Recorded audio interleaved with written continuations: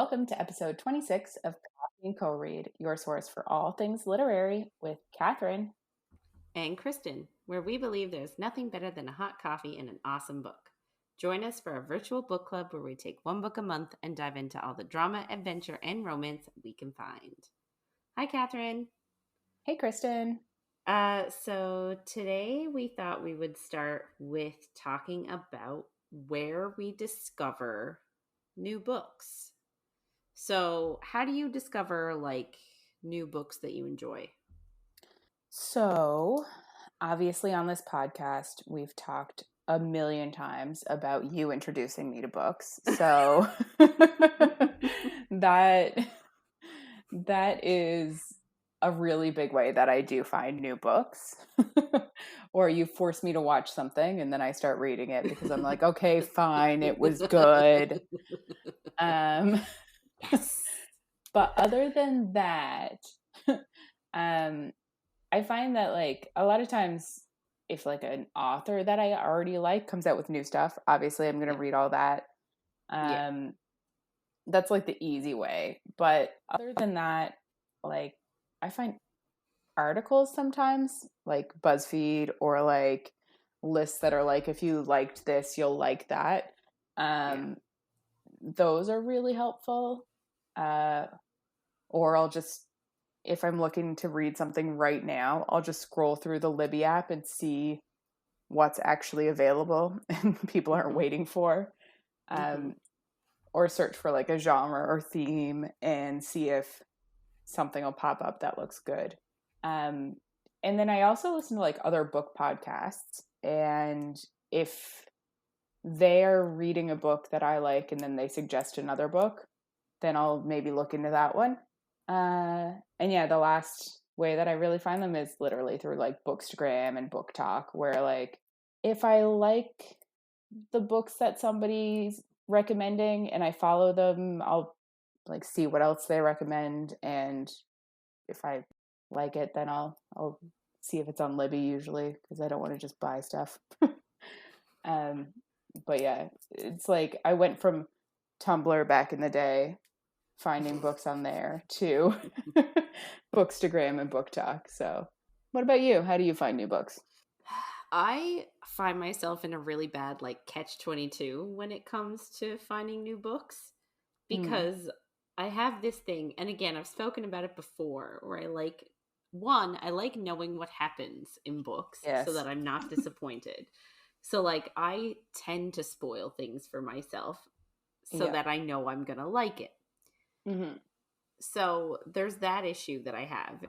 I want to know, I want to find a book that I know I'm going to like. I don't want to waste time on a book that I'm not going to be into.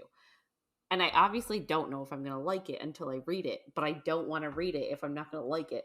Yeah. So it's a weird catch-22.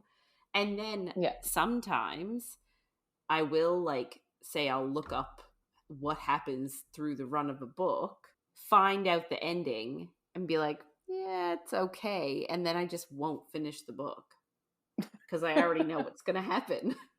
Yeah. Well, that makes sense. And again, it's just a weird thing that I have to go through. It's my weird struggle of wanting to know what happens, but then finding out what happens and then being like, well, I don't really need to read the book now, do I? Yeah. I find it, if I've read something and I've either recommended it to you or I've read it and you want to read it, you'll keep asking me to spoil it for you, and I wholeheartedly refuse. I refuse with a vengeance. And it makes me so angry. Because you know that I like the spoils. I don't know why you won't just tell me. I know, but I hate them. So I would be so mad if somebody told me. But I don't know. I will tell you if it's an unhappy ending, or if it's you read a series, a trilogy recently on my suggestion, and you were like, should I read book 2 and 3 now? And I was like, it's not, they're not as good as book 1. So it's not, Yeah, it's true. Our relationship is weird in that I will text you and be like, "Oh my god, I've got a spoiler. Do you want to know?" And you're vehemently like, "No, do not Leave say me a alone. word." I'm like, I throw my phone away. I'm like, she's going to send it anyway. I know her. And then I'm asking you for spoilers and you refuse to give them to me. It's true. We're the opposites of each other. Anyway. But yeah, so usually though, like I will often like browse through the bookstore. I really like going to the bookstore and I like getting actual books, like physical books. Yeah. I feel like I should probably hit up the real library a bit more than I do. Oh my God, should we make a date? Oh my God, yes. Because I have a library card, but my issue is that I feel like I'm going to be terrible at returning them. Ooh, that sounds hard. Right? That's true. On Libby, they just take them back from you and you're like, oh, yes. Sad. You open it up and you're like, oh, too bad, missed out. Yes. I guess I'll put it on hold again. Yeah, 100%. Whereas if you go to the library, you take a book, as much as I prefer physical books, then you got to worry about bringing it back. Yeah. Yeah. You got to be responsible. I took out a book in university from the education library. It was, what was it? Stella Luna, about a bat, like a little baby bat. I was doing it for an after school program when I was working for an after school program in elementary school. And like I had to do a whole unit on bats for this after school program, a whole week on bats. And so I rented stuff. I went to my education library. I took it out at university. I still have that book. Oh my God. Don't they know? Later, it's still attached to your student number, isn't it?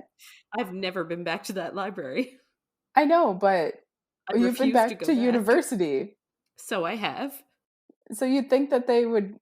You didn't bring it back. I never brought it back. I just never got around to going back to the building. You can bring it back now.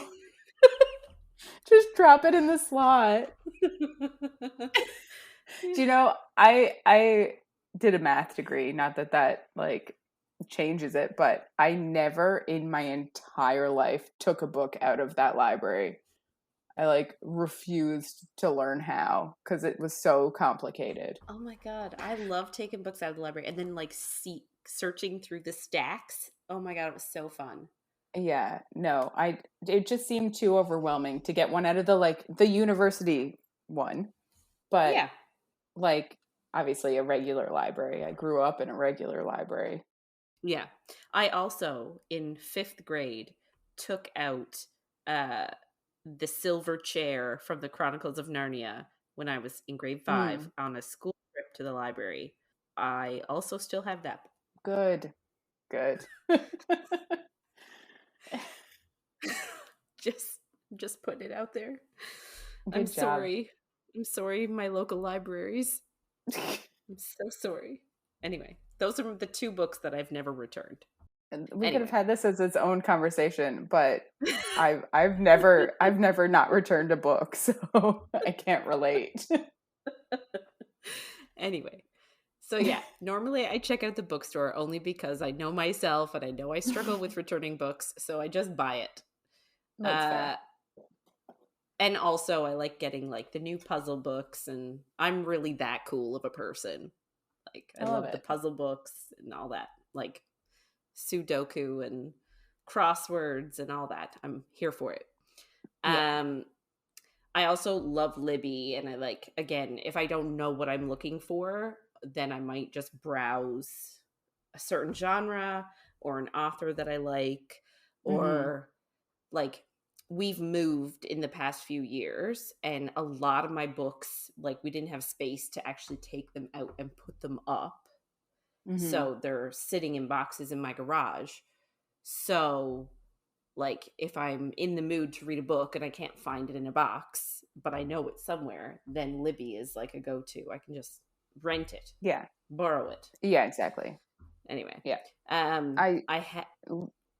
Sorry. Libby's also good if you like, you start a book and you're like, I didn't really want to read this.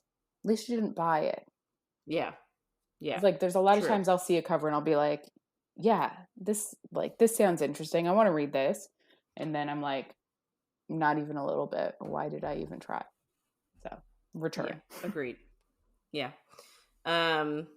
Lately though, like I've been getting into Kindle Unlimited. So they have a free trial for anybody who has Kindle available to you, like just the app even. You don't need the Kindle device.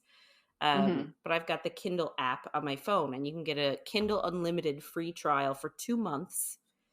And it's got a whole bunch of books on there that you can read for free.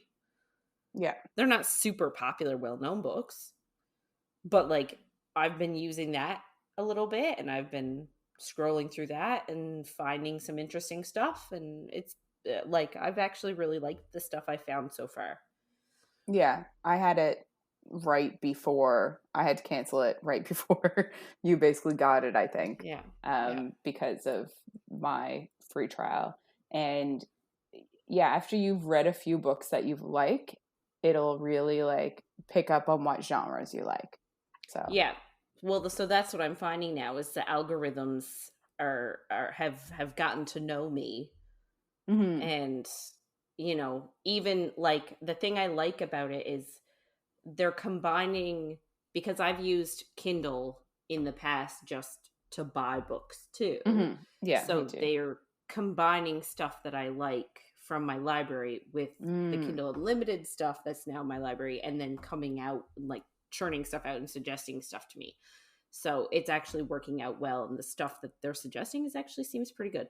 I'm not super, like, not that I'm not present on social media. I have it, but I'm not super big into, like, and maybe this is a flaw of mine. Like, I don't like, I'm a huge reader, but I don't go on many, like, reading things to see, like, what's new and what everyone's talking about. And, like, I don't follow many, I don't, like, follow a lot of people that way. Like, I just sort of, like, creep on family members. Yeah, well, that makes sense too. Like, you have social media to keep up to date with people that you like and know instead of just following a bunch of strangers. Well, I mean, like, but so I know that, like, I know people that have TikTok to follow, like, makeup, what do you call them? Like, people that are makeup influencers, or Influencers? like, Sorry, yeah. yeah, like I know that people have social media for those things. I'm not active on it in that way. So for me, I'm not as good at getting the popular stuff off Bookstagram and BookTok, so I just rely on you for that. Yeah. Which is fair. So you do that research, and then I get your secondhand knowledge. Yes, and sometimes you get screenshots of the books that I'm reading. Yes, and it works out quite well. Like when I read Den of Vipers and I just sent you all the sexy bits. Yes. Yeah, I get like a couple of pages of like sexy bits, and I'm like, okay, keep it coming. Yeah. I'm like, let's have some more now. Yeah. Yeah, it works for me. So yeah, just a heads up, we're gonna get into it now. This is our last week discussing Vampire Academy. We are not a spoiler-free zone, and things could get a bit saucy, especially in this episode. I had to think about that for a second, but I get it now. Oh, come on. I know. I'm still reading the third book in this series right now too. I was like, it's about to get saucy in this book, and then I'm like, yeah. So we are reading through chapters 19 until the end of Vampire Academy today by Richelle Mead. It's our last week.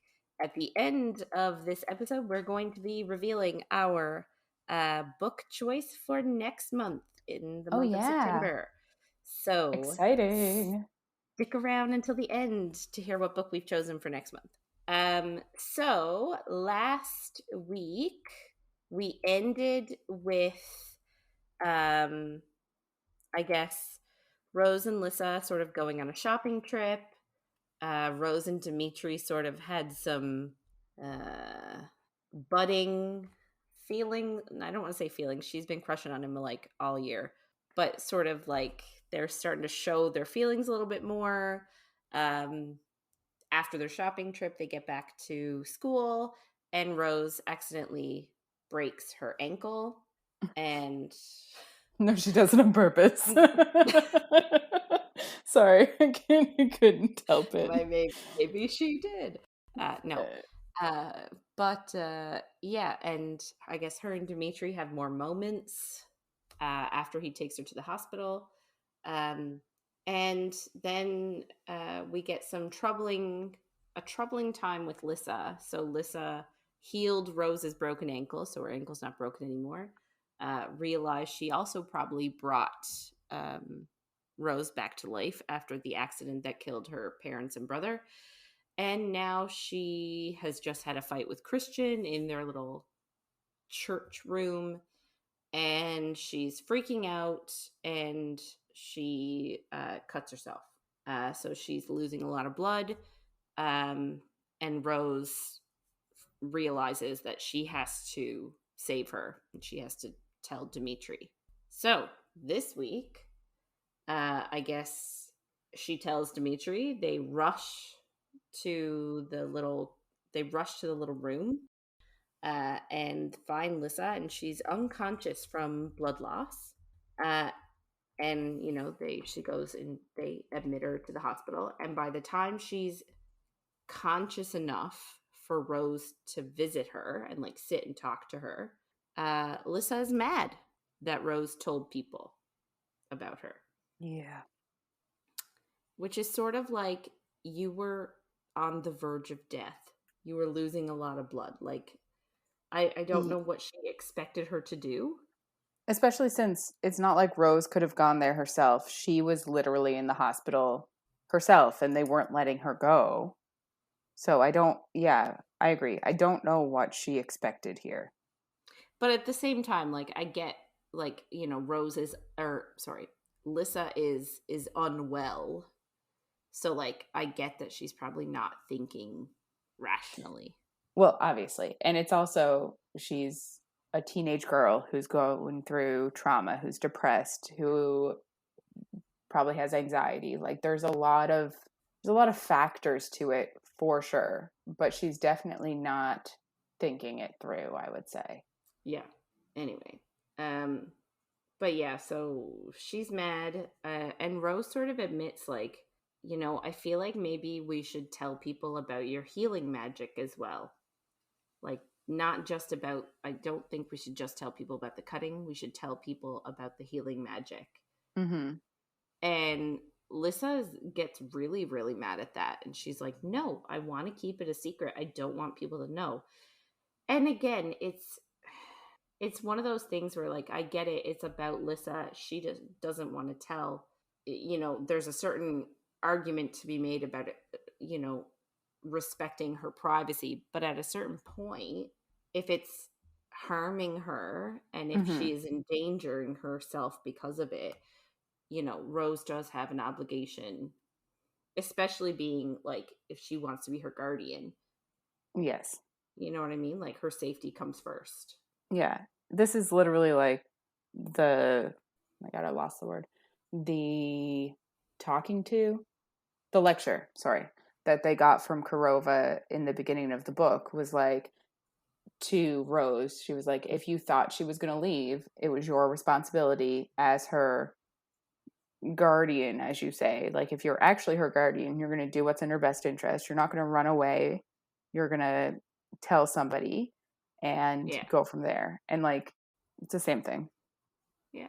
Anyway, Rose sort of insinuates to Lissa that because she healed her on the day of the accident, that's what started Lissa's sort of depression. Like, the awakening of that healing magic is what started Lissa's depression and all of her issues.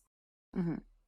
So I guess the doctor prescribes Lissa with depression meds, and she has to have a daily chat with a counselor, which I think is actually very reasonable.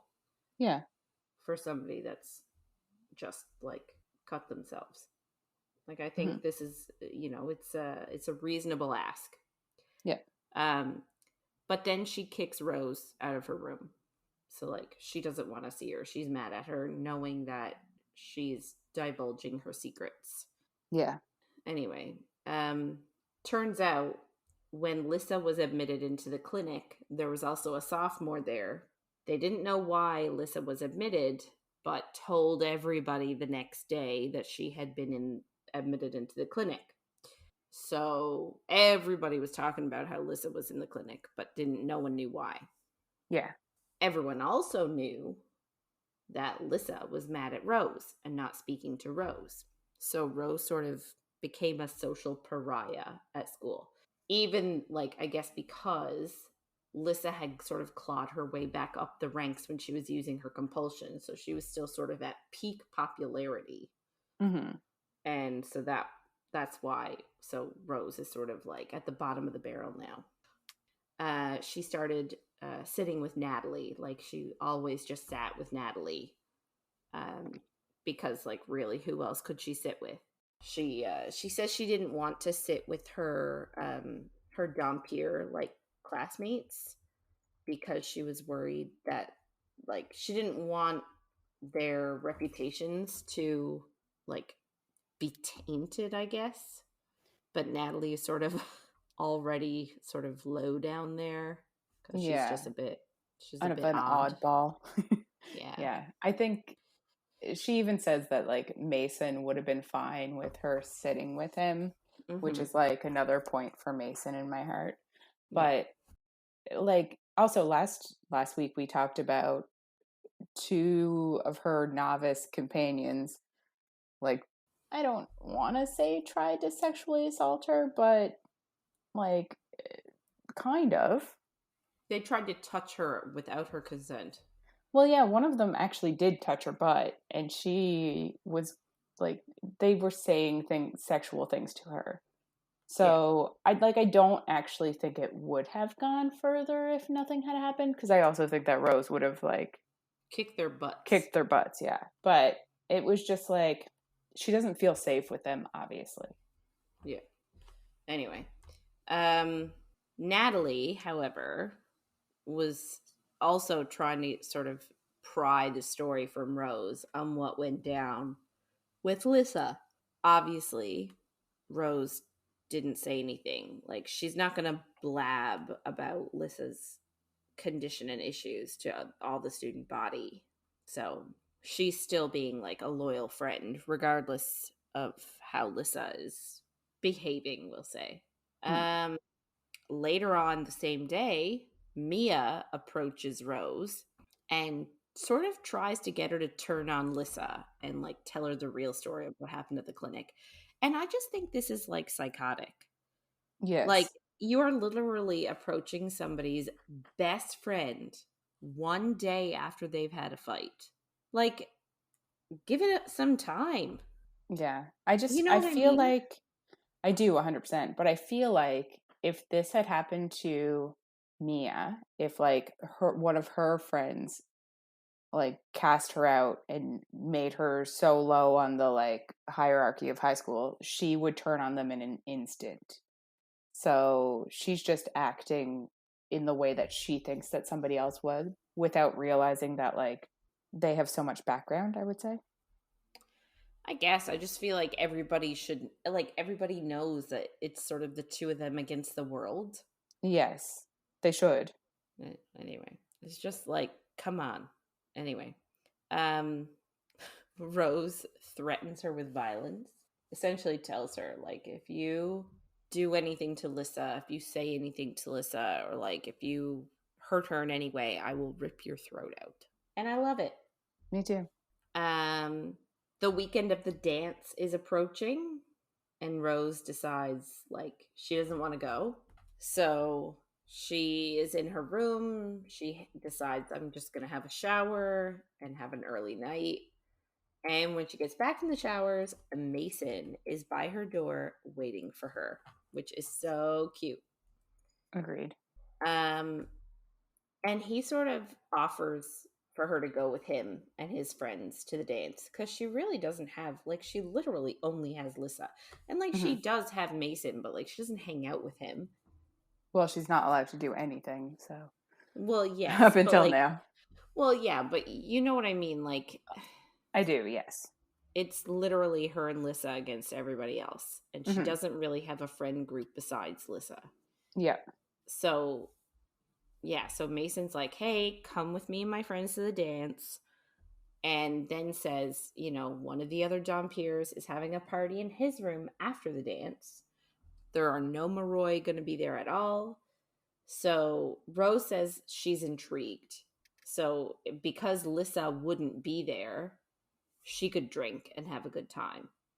If Lissa was there, she'd be stuck, and I say stuck, like she would be, making sure Lissa was okay and taking care of Lissa. But if Lissa's not there, she can have a good time. Yeah. And she also sort of insinuates that, everyone's just going to the dance for, the first little bit until they can sort of sneak out and, have a real parties. Insinuating that, a lot of the older people are doing that. They're gonna go to the dance for a few minutes and then sneak out and have, their own parties. Yeah. Sounds so fun. Anyway, she looks at Mason and realizes again how much he likes her. And she sort of she wishes so much that she could like him back instead of Dimitri. Because again, Dimitri is her trainer, her mentor. She can't really like him. Yeah. And Mason sort of says, hey, also, I've got a surprise for you later. So that's, I don't know if that's supposed to be sexual, but, I don't know. You take it that way. Yeah. That's what I think. Maybe that's bad. My mind automatically goes to, I got a surprise for you later. You know what I mean? Yeah. Anyway. So she gets ready for the dance. She wears the black strapless dress Lissa bought for her and the rose pendant from Victor. And they make their way to the dance, her and Mason. And on the way there, I guess on the path, she runs into Dimitri and Alberta, who is another school guardian, a female school guardian. Yeah. I feel like she's the head of guardians, is she? She's prominent, yes. Yeah. So Dimitri sort of can't stop staring at Rose, and she was sort of looking at him right back. But if I were him, this would throw cold water all over me. Just the act of knowing where they're going. They're going to a high school dance. She's all dressed up, going to a high school dance. But do you think that the pendant has anything to do with this section? I don't know. Maybe. Because that's kind of what I was like, we're lucky they just didn't just... I mean, it would save a lot of plot if they did, because then Alberta could be like, what the hell is happening? Whoa. And maybe they could play it off as fighting if she tore them away soon enough. You know what I mean? She's strong, and I think she could tear them apart before you can tell what's happening. Yeah. We're going to get into this in a little bit. I feel like we're being a bit cryptic. Anyway. So they were staring at each other on the path, and then just sort of a hi, go on. Have fun at the dance, kids. From Alberta. Yeah. I get what you're saying, 100%. So they go to the dance, and Mason pulls out his surprise. His dick. It's not. It's not. No. His surprise was Jesse and Ralph. Yes. Ralph? Sorry. What kind of a friggin' name is that? So Jesse is the character that Rose sort of hooked up with near the beginning of the book. And him and Ralph were the ones that sort of spread that rumor around that Rose was a blood whore and had sex with both of them and let them feed off of her during sex. Huge taboo in the world. It really put her reputation in the toilet, we'll say. So Mason's surprise was that he made them apologize to her for spreading the rumors. And one thing I love about that scene is, so they say like, we made up that stuff about you, and she was like, no shit, really? Because I wasn't there. Like, as if they needed to tell her that they made up those rumors. Like, she knows it didn't happen. Anyway, yeah, I love that too. That was such a good I really like that.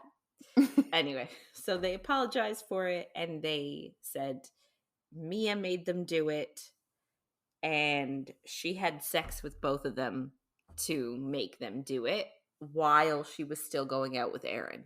Not a threesome, though. Not a threesome. Separately. But still, it's wild. With two separate people. And all I can think of is, if she is a year younger than them, that means she's in grade 11. Yep. Which means she's probably had sex with at least 3 people as a 16-year-old. Yeah. Well, at least. Yeah. I got 4. Well, I guess I'd assume she had sex with Aaron. That's that was my. Is that your unsure? Yeah. Oh, I guess maybe he's like only wants to when he's in love. Yeah. We don't know what he's like. No, we don't. But anyway, it just feels like so young. Like, she's such a baby. Oh, 100%. Yes. Also, and like, no, this is awful, but like the thought of how bad the sex was with Jesse and Ralph, for sure. Like, they're young idiots. They're not experienced with a woman's body. Like, she got nothing out of it other than this rumor. Mm-hmm. And that is just very sad in general. Yeah, it's true. Yeah. Ladies, don't settle for second best. You come first. Yes. It's the second joke I've made this month on that. It's a good joke. It is a good joke. Yeah. Don't settle for anything less. The number one. Anyway, it was a big not announcement, but it was a big like shock, revelation. For Rose. Yeah, a good big revelation. So thanks to Mason, they're gonna start telling people on Monday, and it makes me wonder, like, what did he do? I know. How did he find this out? Well, and then not only how did he find out, but like, what is he holding over their heads to make them start telling people the truth? Like, it can't just be the threat of physical violence, because they have to know that they're Royal Maroi. They're somewhat, I don't want to say untouchable, but it's not like some random old Dampier can come kick their ass and the Dampier not get in trouble.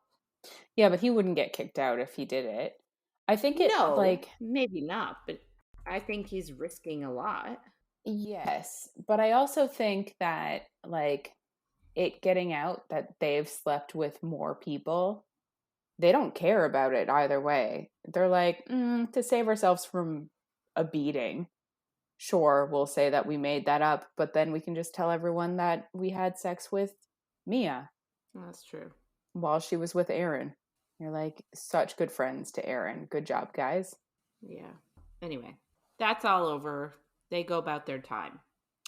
Rose briefly like looks over at Lissa, locks eyes with her, and she's dancing with Aaron. Notices like she's probably not super happy. So she goes about her business, hangs out with the other novices, Dampiers. They're called novices. And she said that she was going to let everything slide and like wait until Monday when Jesse and Ralph are going to like tell everybody. Initially she was like, yeah, I'll let them like break the news to everyone on Monday.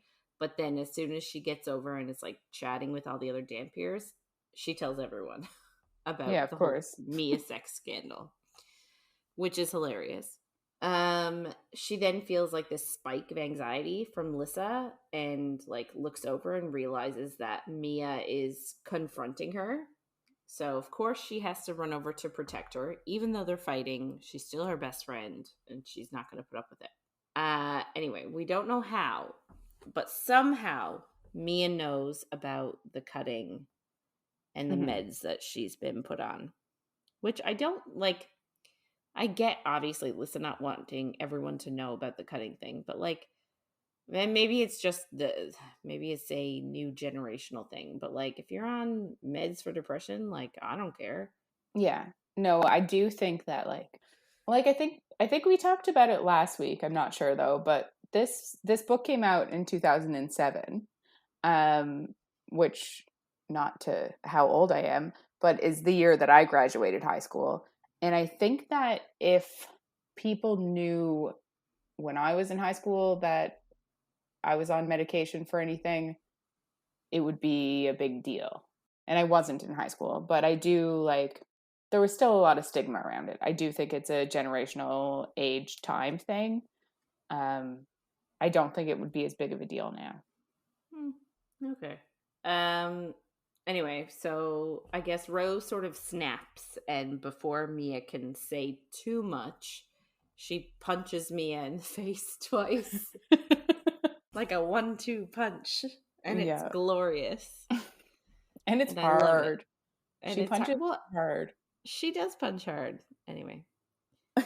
I guess that sort of caused some guardians to react, and they grab her and pull her out of the dance. And she sees Lissa running out and knows that she obviously can't chase after her because she's about to be like tucked away and like probably kicked out of school. So she sort of looks around the room and spies Christian and yells at Christian, like, go after her. She should not be alone. Yeah. And he does run after her. He actually listens, which is nice. It is, yeah. Although, like, I do feel bad for Aaron, and where the fuck is he during all this? Like, I feel a little bit bad for him. But also, why didn't he go after Lissa? Is he really oblivious and dumb? I don't know. Yes, he is. Anyway, so Rose gets escorted back to her room, and she essentially has to like wait. Like they have guards posted at the dorm doors. Like, so she's convinced like she's going to be expelled tomorrow, but they are waiting for tomorrow. They're not going to haul Kurova into like the office this late at night to expel her. Yeah. So she's feeling Lissa's emotions and sort of trying to get a read on it. She does feel like she's calmer with Christian. And then all of a sudden, she sort of hops into Lissa's mind and sees that Christian is hurt. A bunch of men and women had sort of stormed into the little chapel room where they were and hit Christian in the head and knocked him out. So Christian is like lying there, prone, like unconscious on the floor. And they sort of said to Lissa, like, don't worry, we're guardians. But then they bound and gagged her, which Rose says she finds odd for guardians, even though like she did recognize them as Dampier. So like she knows they weren't lying, but like that's not something that a Dampier, like a guardian, would do. They wouldn't bind and gag a Royal Moroi to like take her somewhere. And hit another royal. Yeah. And knock them unconscious. Yes. Yeah. Anyway, so there's something going on. So all of a sudden then, Rose was forced out of Lissa's head and forced out of that vision. And we don't know how that happened, but she was. And then all of a sudden her mind starts to go fuzzy and she can't remember what's wrong, just that something is wrong. And she also remembers like there's something wrong with Lissa, but she can't remember what it is. And there's this voice inside of her head telling her to go to Dimitri. Like, Dimitri can take care of everything and he'll know what to do. So I guess she says that she easily sneaks up into the staff part of the dorm. So, like, the staff and the Dampier novices all sleep in the same building. Yeah. Seems like you could just go upstairs, and she's like, they're trying to keep me inside so I can easily go up to his room. And I'm like, Yeah, well, that's the thing. Like, they've got guards stationed at the door so that she can't get out. She doesn't want to get out. She's going just up. Anyway, it's just weird. Like, if I were an adult, well, I am an adult. If I were an adult, sorry. If I were in this situation where I was living on campus teaching, I would not want to sleep in the same building. And to be fair, maybe that's how it goes. I have no idea how a high school dorm situation, like prep school like that works. Yeah. Like where where all the teachers sleep. Maybe they do have to sleep in the same building to make sure no hanky panky goes on. Yeah, I worked at a kids camp in the States one summer when I was 20, and we just slept in the same room as the kids, but it was like just Summer beds camps. along the wall at summer camp. So it was like 10 kids aside, and then like we'd be on the edges so that if they left the room, we'd wake up. I probably still wouldn't. I would probably sleep through that. Yeah, that's the thing. You try your best. You try your best, yeah. Anyway. I was like, you're also 20. You feel like a kid yourself. You're like, how am I responsible for these 10 children? Yeah. Anyway. But yeah. So she manages to easily sneak upstairs to his part of the dorm. And I also, like, how does she know which room is his? The voice in her head. Oh, okay. Good. Yeah. She says that. She's like, I just somehow know. Oh, okay. There's something pulling them together. Right. So she bangs on the door until he opens it. And she's like banging on it, saying, there's something wrong with Lissa. There's something wrong with Lissa. And he finally opens it and he lets her into his room. He's shirtless because I assume he was asleep. Yeah. And apparently she cannot take her eyes off of him. And she's saying, like, I knew something was wrong, but I couldn't focus on anything else but him. So this next part was so funny, and I also cringed. So, like, I know. So much cringe. I can't. She goes for him and tries to grab him, and she aims to, like, kiss his bare chest because she's so short. She wouldn't be able to reach, like, his face or his lips unless he also bent down. Yeah. I just thought that was really funny. It's like, I can't reach your face. I'll just go for your chest.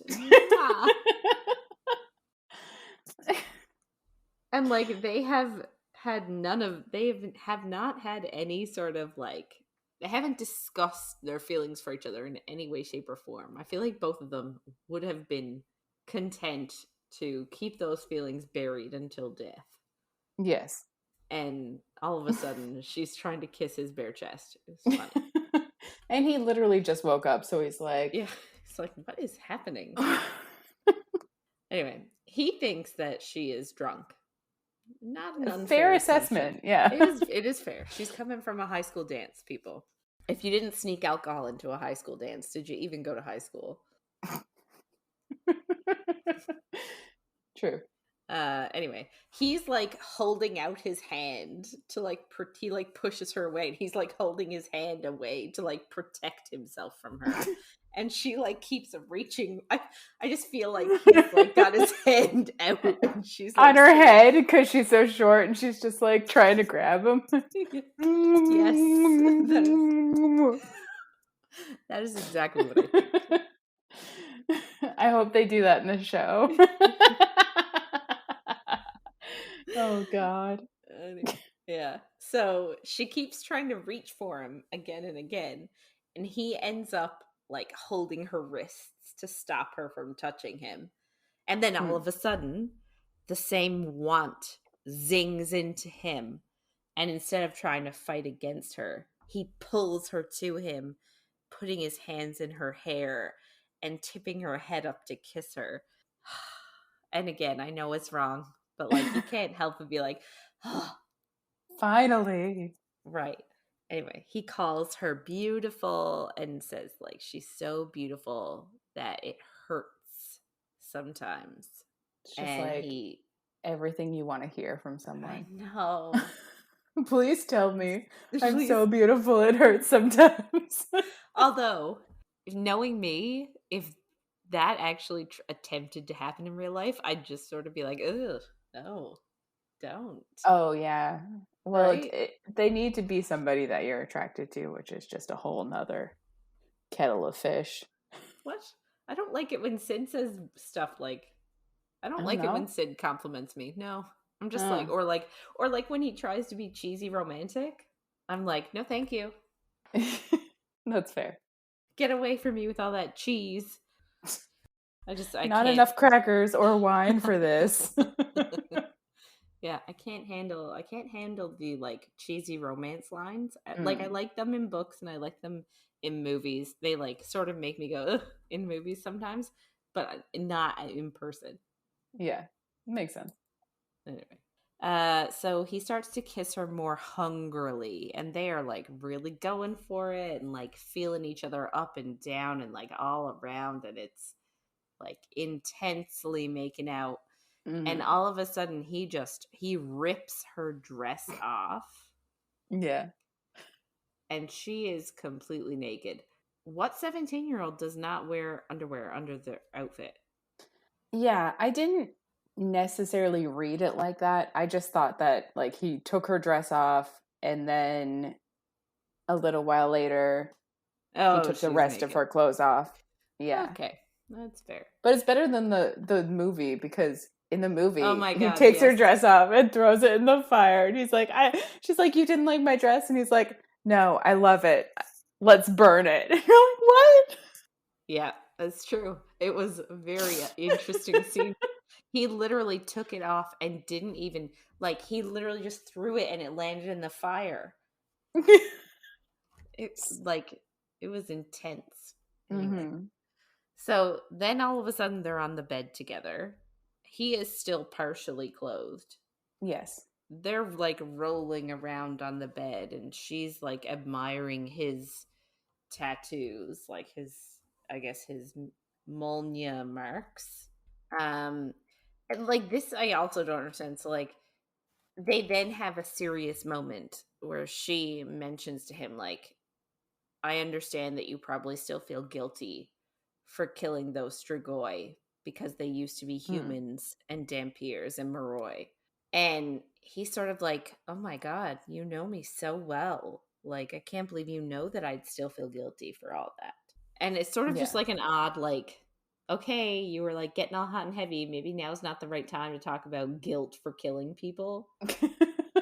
Yes. It's just a a hint. Interesting moment. Yeah. No, I think it just like didn't seem to fit. Yeah, I think it's just trying to show that it's not just physical, it's also emotional, but that part has nothing to do with the necklace. No, sorry. That part has nothing to do with whatever's happening. You know what I mean? I think that it's like, I think it's the author kind of being like, no, they understand.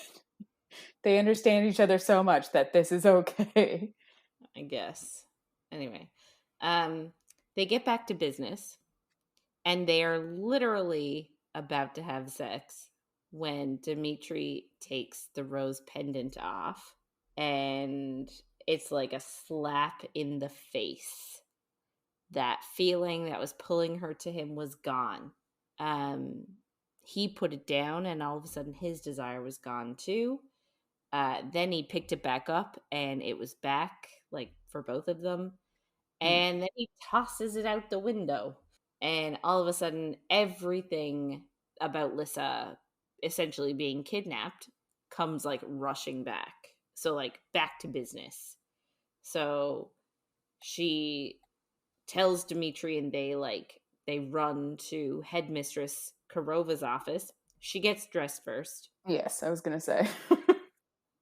and she tells everybody what happened, and nobody believes her except Dimitri until some of the school guardians go to the chapel room and they find Christian unconscious, and then I guess they check campus and realize Lissa is gone. So they all assume that a group of Strigoi came in and kidnapped her. They're saying they didn't believe Rose when she said that it wasn't Strigoi, it was Guardians. They sort of thought she was joking. Yeah, they also don't really understand that she can literally see inside of Lissa's head. Yeah. I think is like one of the big issues. Yeah. Anyway, so she sort of dives into Lissa's head again and sees Lissa in a fancy car with a guardian that she recognized, Spiridon, who is one of Victor Dashkov's guardians that went shopping with them the other day. When the headmistress questioned, if you knew about this, what took you so long to alert us of what was happening?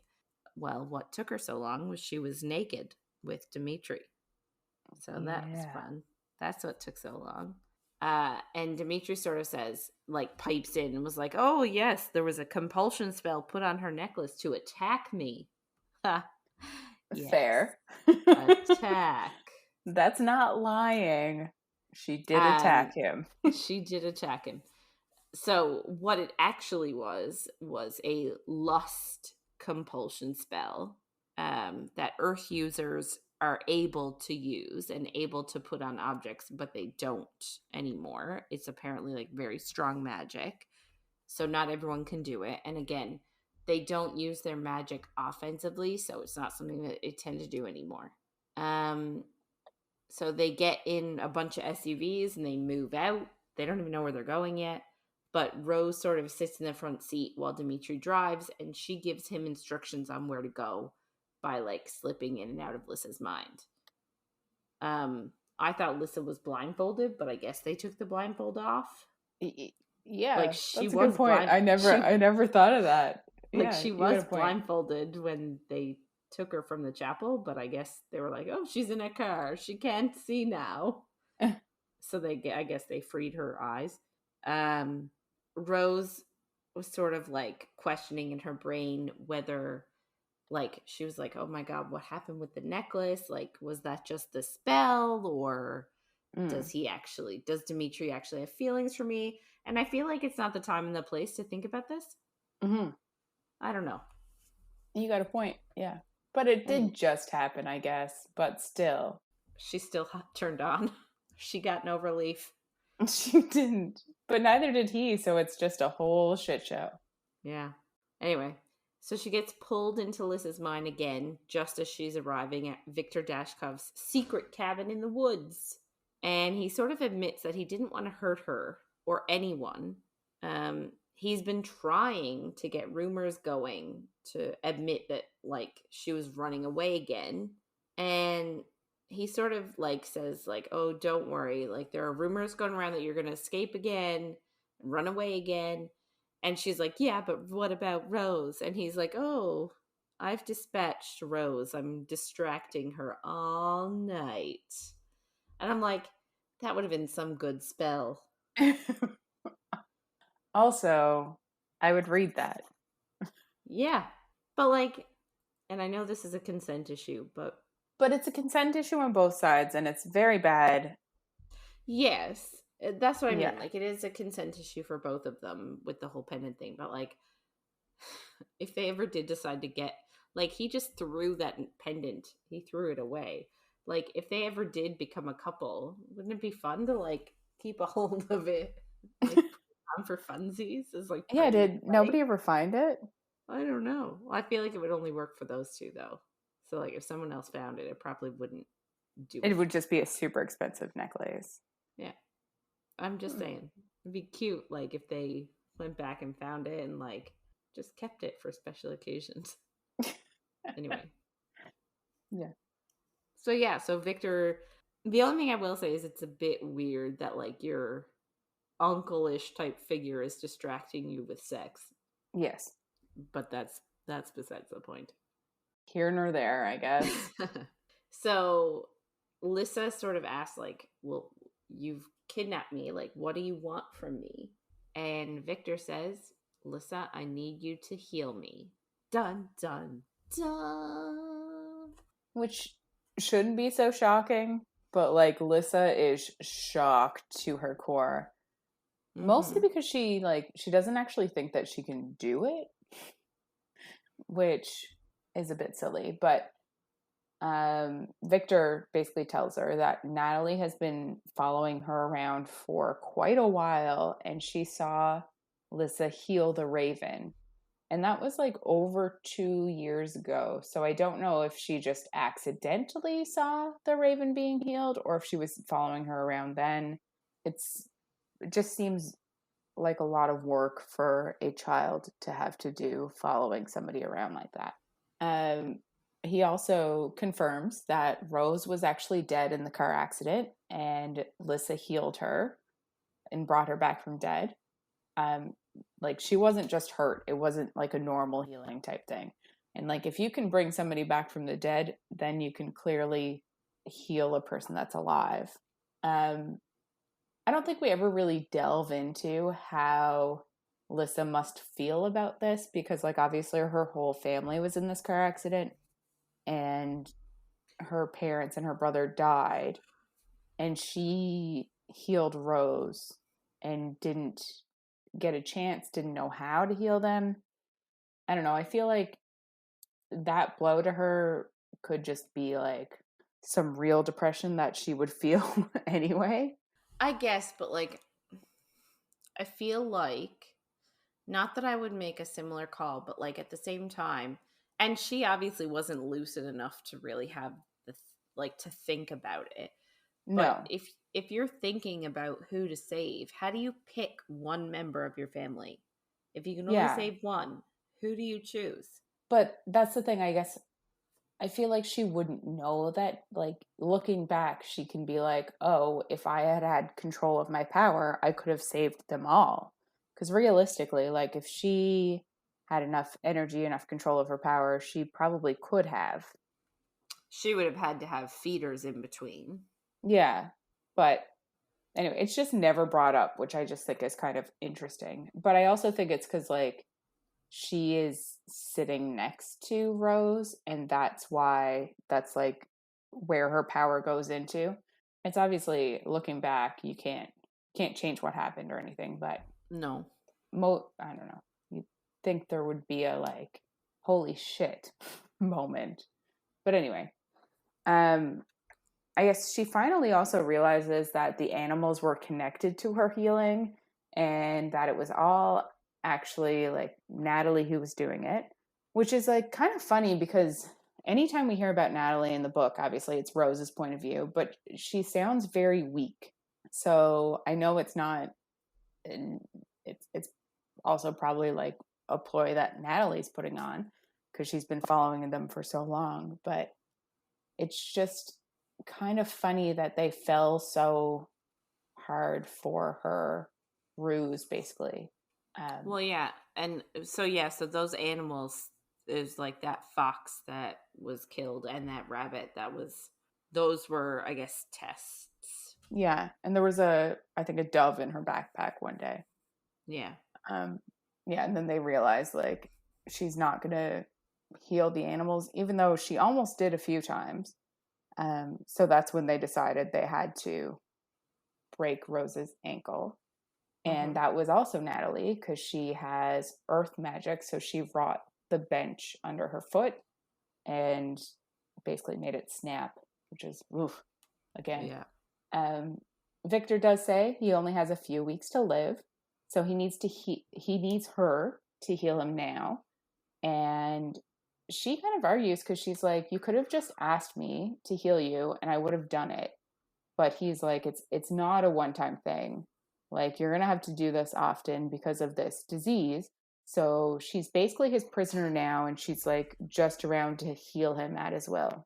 He does finally give us an explanation about like what her element is, I would say. So he says that she specialized in spirit, and it's a fifth element, and it is very rare to the point that it's been forgotten. But it's a master element that kind of gives her indirect control over all of the other elements. But using it will take a toll on her, like her exhaustion and depression that we've kind of seen throughout the book so far. The spirit, obviously, I think we've said it, woke in her after the accident.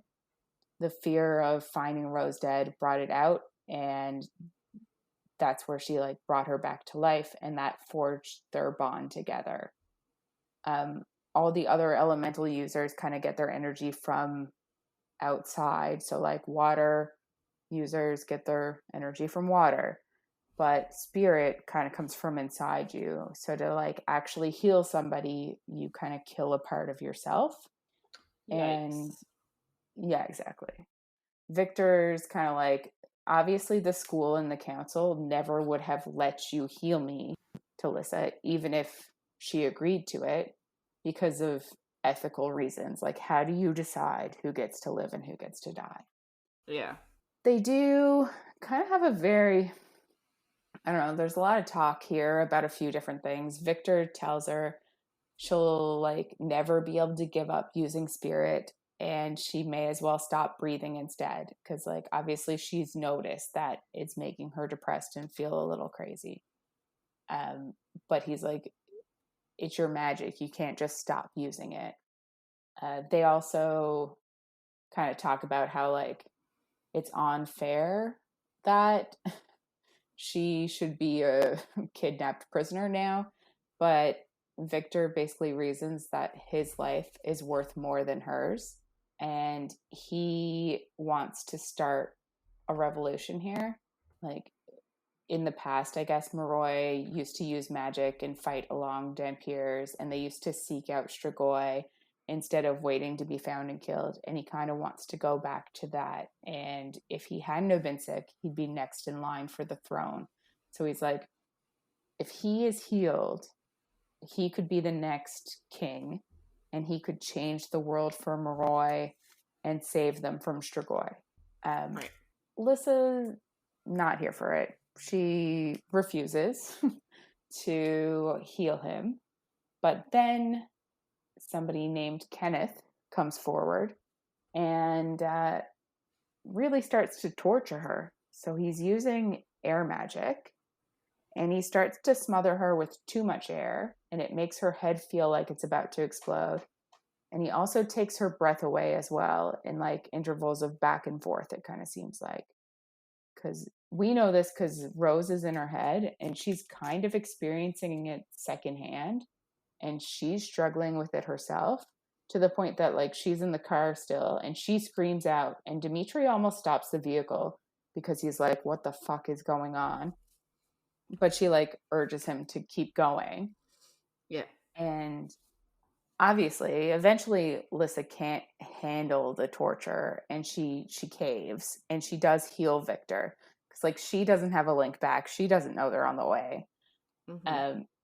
And Rose can, I think this is the first time that Rose has been in Lissa's head when she's done this magic, and she can kind of feel the like life spirit, I'll call it, but like the happiness, the joy that Lissa feels when she uses her magic and it heals somebody. But she also can feel that it's very draining to Lissa. We also just get a description of like Victor's hair turns back to black from the gray it just was, his skin on wrinkles, his eyes start to sparkle again. Like obviously she can heal him, she can heal this disease. Like if his plan had worked perfectly, it's not a bad plan. Yeah, it is obviously a bad plan, but like it would have worked. Lissa ends up fainting, and basically finally the rescue team gets close enough to the cabin that they're ready to like go storm in and save her. Rose goes to get out, but of course she has to stay behind, and she says that she only really agrees to it because she knows that if she argues it'll delay them rescuing Lissa. So she gets back in the vehicle, and she realizes that Lissa is awake now, and she's only being guarded by one person, which is silly because Victor should know better. Yeah. But she ends up like using compulsion on him and says, ignore everything I'm about to do, and just climbs out the window. Lissa's super weak, obviously. She had just passed out, and then woke up again and then used more magic. So Rose is sitting in the car, and I guess she swears because it would have been so much easier if Lissa had stayed in place and waited until the Guardians arrived. And a little voice in the back seat says, "What's going on?" Because Christian is basically a stowaway in the back of the SUV. So they both go to look for Lissa together. But obviously Rose is going to be so much faster than Christian. So he tells her to go on and find Lissa. And she gets, I guess, she feels like she's close enough. So she starts to yell for Lissa. But all she hears back is Psyhound howls. And when she finally sees Lissa, she's being cornered by 4 Psyhounds. And this is the point that we talked about last week, I think, where Rose is like, shit, they're like wolves. We talked about this in science class, which is interesting that she called it at this point science class, because I was like, is it science class and they were just doing animal behavior, or was it actually a course on animal behavior? I think it was a course on animal behavior because that was on her schedule. That's what I thought too, but then she's like, science class, we talked about this. Well, I mean, I guess it could be like a branch of science for them. You know what I mean? Like, like maybe it's like biology, chemistry, physics, animal biology. You know what I mean? Yeah, that would make sense. So I guess Rose kind of remembers that wolves respond to like willpower. So she like grabs a branch and 2 of the hounds like jump at her. She ends up getting 1 incapacitated, and then Christian tries to kind of join in, and he's not very good at fighting because he hasn't had to his entire life like the Dampier. He does try to use magic, which is smart, I think, but eventually he does just get like one of the other 3 knocks him in the back and knocks him to the ground. So Rose ends up dealing with her second hound, but Christian is down and there's literally a Psyhound tearing into his back. Thankfully, Alberta shows up and she ends up shooting the hounds that are attacking Christian. Christian is basically near death at this point. Rose says she almost throws up looking at him, which is intense, I would say. Yeah. Lissa reaches over to like try and heal him, but she clearly doesn't have enough strength. She just healed Victor and she's in the sun and it's just a whole shit show. And Alberta kind of tries to take her away because like she is a princess and she just went through all this trauma. So like I get where she's coming from, but Rose can actually feel how much Lissa wants to save Christian, and she offers her neck to Lissa to like feed her to give her strength. So Lissa does. Lissa drinks from Rose, and Rose like really did miss the feeling of being drank from. And she's a bit woozy afterward, but like we see from her point of view that Lissa is able to heal Christian. But Rose then passes out, which isn't super surprising, I guess. She lost a lot of blood. There's a whole lot of shit going on. And she ends up back in the school infirmary for 2 days. And obviously they have to tell the administration of the school about Lissa's powers because like finally she healed Christian, she healed Victor. Like people would notice that he went away a gray man and came back with black hair that wasn't just dyed. And they also tell them that she brought Rose back to life in the original accident, but the line is just in the book that they decide to keep it from the rest of the school, and you're like, obviously they decide to keep it from the rest of the school. Like, what a silly point to make. Victor's being held in the academy in like some kind of cell under 24-hour guard. Natalie's a minor, so they don't really know what to do with her, because like clearly she had a part in all of this, but she was manipulated by her father. So like, can you really blame her? She's also a Royal Moroi, so it's like a sticky situation, obviously. Lissa, after being kidnapped, realizes what matters to her in her life, like Rose and their friendship, and they go back to normal. And she ends up dumping Aaron, and she starts dating Christian.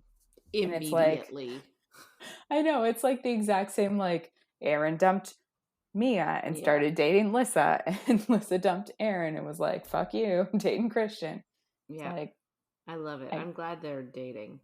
Oh, me too, for sure. I guess Dimitri didn't come to visit Rose during her stay in the hospital, and she hasn't seen him in like 4 days, but she finally runs into him when she's at the gym, and he basically confronts her and says that she needs to report him. He says that like what he did was wrong. Fair. Which, correct. She kind of counters and is like, it was a spell, like it's not really your fault, like, which I guess is true, but it's they're both in the they were both taken advantage of, it feels like it's a hard situation. Yeah, like this is the thing. Like I agree with her to a point. Like it's a spell, it wasn't your fault. And 100%. Do I think any of that would have happened without that pendant on? Not a chance. No. Right? So like, do I think now, like just based on these facts, do I think that she should tell him for him to have his entire career ruined, like based off of something that was not voluntary? Yeah. On his part? Like, I don't know. Yeah, I agree. Like if this had happened without the pendant, then yes, obviously that's like not really okay. Mm-hmm. But anyway, so they kind of go back and forth a bit, and he says that it was wrong and stupid, and she kind of feels hurt by him saying that, which like is understandable. She's a teenager, she's in love with him, she feels like, so I get where she's coming from. Mm-hmm. And I do think that he does the right thing here.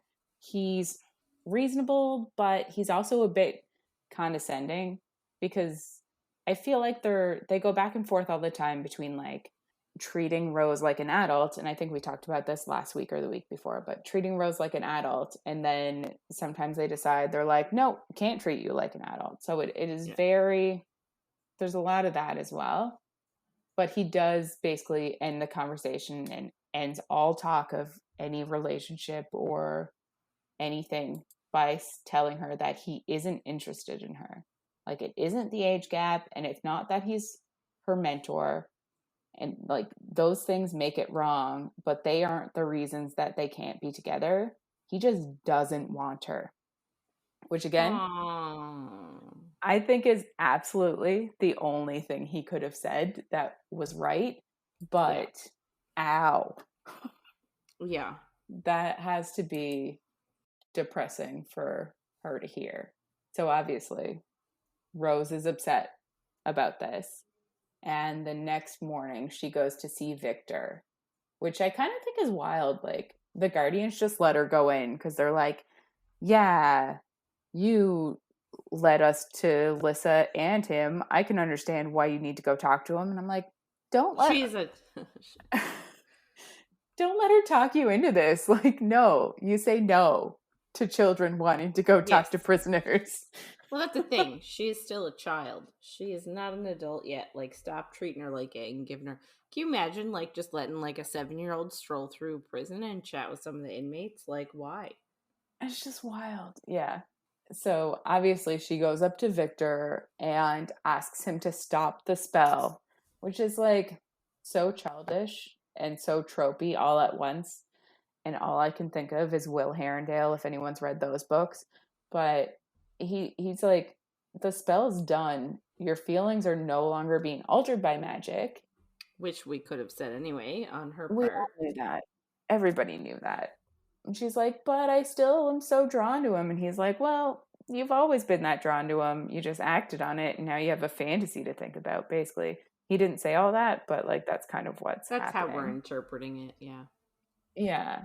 Um he also kind of says that the spell didn't change the feelings in either of them. It just removed any inhibitions. So it does catch Dimitri's lie here, which I think Rose kind of needed, but also is not good.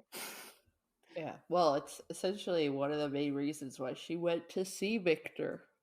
Yes, she wanted to hear this. This is exactly what she was hoping for.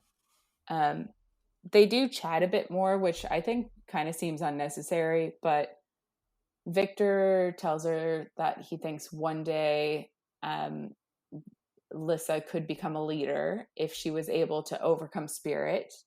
And he also calls Rose shadow kissed. And he thankfully finally explains what that even means. And it means she was kissed by the shadow of death. So where she died and came back, that's basically what shadow kiss means. So if you're shadow kissed, you likely have a bond to a spirit user, I would assume. To the one that saved you. Yeah.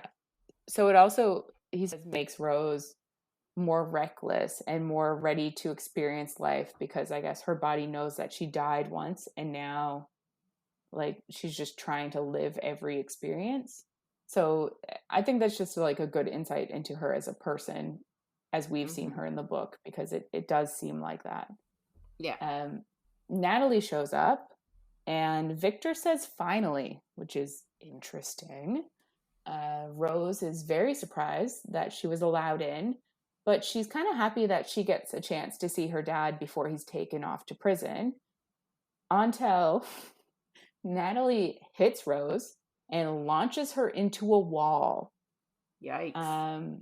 Yeah. Natalie opens Victor's cell and then looks at Rose, and I guess Rose gets a realization that Natalie is now a Strigoi. And it kind of makes me think that, like, I guess Strigoi aren't as obvious as I thought they would be. I don't know if it's because she's young. Maybe. In the movie, they all have bright red eyes, don't they? Yeah. But then the description in, like, the book was just, like, a faint ring of red around her eye. And then just paler skin than Moroi. And then they also said she also looked evil, which I'm like, what does that even mean? But I guess it's not as obvious. And maybe they just played it up in the movie because they were like, we need them to be scary. Yeah. So, but it's just interesting that like she mistaked her for herself when she was clearly a Strigoi. So this is the first time that Rose has ever seen a Strigoi in her life, and she isn't ready, just like everybody expected. Mm-hmm. And she can't do any of the things that would kill a Strigoi, in kind of like a callback to her conversation about being in the mall with Dimitri. Mm-hmm. And so she's like, okay, if I can't kill them with these three things, I can run. And then she's like, shit, Natalie's blocking the exit, so I can't really run either. So she's really screwed in this situation. Natalie slams Rose's head into the wall again. And Victor does ask Natalie to try not to kill her because they might be able to use her in the future. But it doesn't seem like Natalie really cares what Victor wants. She just kind of tells him to leave and says that she'll meet him when she's done. Before he leaves, Victor says to Rose that Natalie did this for the greater good, and she understands the sacrifice that she made. And like, I know kidnapping Lissa was a huge deal, but I almost feel like influencing your child into turning to a Strigoi is worse. Yeah, maybe not the best decision. Yeah, it just seems, and I know he can easily just say, "Oh, I didn't actually do that," but like, that's terrible. Like, what a fucking piece of shit he is. Natalie is also interesting as a Strigoi. So she's still brainwashed, and she even tells Rose that she thinks that her father is going to save the Moroi from the Strigoi. And Rose is like, but you're a fucking Strigoi. Like, what are you... Like, that doesn't make any sense. Yeah, she's sacrificed herself for her father. For his views, even though they are against what she's become. And she still believes it, which just, like, I don't know, it's interesting about the psyche of what Strigoi are like, maybe. Yeah. Rose is basically on the ground again after being thrown at a wall, and she's thinking about how Dimitri told her that she might hesitate. And she did. But luckily, he shows up to save the day. Because that's what Dimitri does. It's true. Dimitri kills Natalie because he's a god. And then he scoops Rose all up into his arms. And she is so dazed that she's like kind of blacking out. But Dimitri like tries to keep her awake by talking. And obviously this next part is like so teenage that it hurts a bit. But Rose asks if Victor was telling the truth. He's like, what are you talking about? She's like, if you didn't really want to be with me, the necklace wouldn't have worked. And he's like, just trying to keep her awake, but also he does tell the truth here because she already knows the truth. Yeah. And he agrees he does want to be with her, but the really big obstacle isn't like the ones that we already talked about, the age gap and the mentoring. It's actually that they will both be guarding Lissa. So a relationship between the two of them would distract them in a fight, and they'd be too preoccupied with each other and not with Lissa. And Dimitri even says, like, if I let myself love you, I wouldn't throw myself between them and her. I'd throw myself between them and you. Which is like a super cute line. And like cute line. I understand in theory what he's saying, but I'm like, you can't just stop your feelings. How are you going to stop yourself from loving her? But I guess that'll be answered in another book. Luckily for Rose, Lissa heals her. She likely had a concussion and some internal bleeding. And she's completely fine now because she has a best friend who heals people. Natalie killed Mr. Nagi to become a Strigoi. So he's the teacher who read their notes out loud in class. And also where Lissa got the whiskey for the party that like Mason snuck Rose out for. So maybe not the best teacher anyway. Not that he should have died. I don't think that. Yeah. But still. Victor's caught before he can even get off campus, which is like a bit sad for Natalie's efforts. Like, I feel a bit bad that she sacrificed herself and he didn't even get 10 feet away. Yeah. Lissa's on her medication, and Rose says that it's like finally making her more stable, but she can no longer use her magic. It's lucky that didn't kick in before Rose almost died, because for the second time. Rose also realizes a bit that Mrs. Carp became a Strigoi to stay sane and cut herself off from her magic. And she, like we said before, worries about that for Lissa. So she goes to talk to the priest and asks about how Saint Vladimir died. And she's told that he died of old age. With Anna's help, he stayed sane. So there is hope for Lissa here. But this is also like very good Easter egging, I think, for the next books. Yes.